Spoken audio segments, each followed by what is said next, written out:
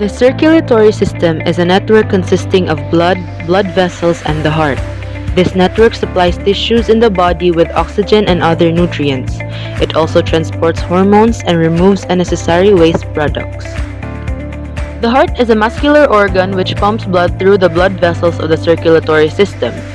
The arteries are blood vessels that carries blood away from the heart, while the veins are blood vessels that carries blood back to the heart. Capillaries, on the other hand, are tiny blood vessels that carries nutrients all throughout the body.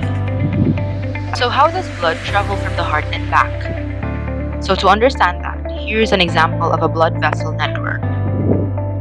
So from the heart, oxygenated blood goes to the aorta, which is the largest artery in the body, and then to one of its many branches, called the brachial artery, and then goes to the arteriole, and then to the first half of the capillary beds. And then, the oxygenated blood from the capillary beds goes into the venule, and then to the veins, and then gets collected into one of the vena cavas, which is the superior vena cava, and then back to the heart. As you can see in the example, there are X marks, and these X marks represents the pressure points in the circulatory system. As you must know, blood pressure decreases as circulating blood moves away from the heart through arteries, capillaries, and veins due to viscous loss of energy.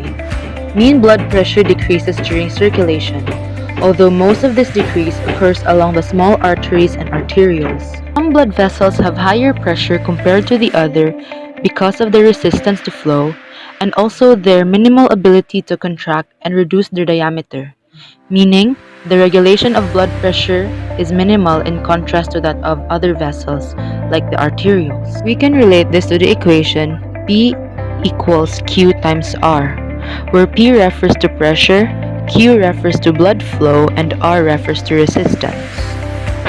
Pressure is a measure of force that the blood exerts against the vessel walls as it moves the blood through the vessel. Blood flow is the movement of blood through the vessels from the arteries to capillaries to the veins. It is directly proportional to the blood pressure and inversely to the resistance. Resistance is the force that opposes the flow of a fluid. In blood, most of the resistance is due to the vessel diameter. As the vessel diameter decreases, the resistance increases and blood flow decreases. Blood volume is a long-term factor that regulates blood pressure by lowering and raising it. Blood volume is relatively proportional to the blood flow.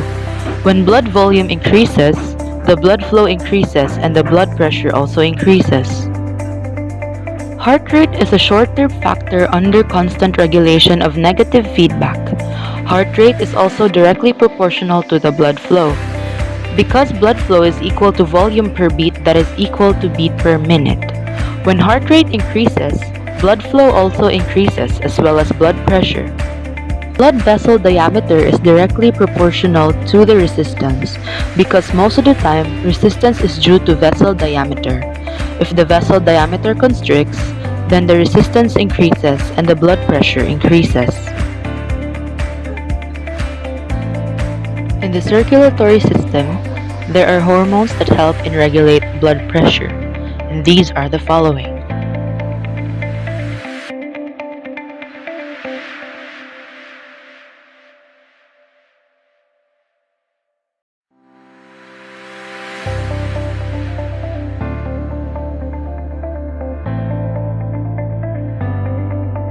Blood pressure regulation is important because the higher or lower your blood pressure is, the higher your risk of health problems in the future.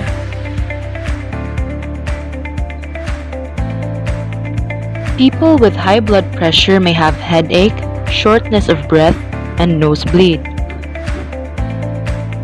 This could also result to stroke, loss of vision, heart failure, heart attack, kidney disease or failure, and/or sexual dysfunction.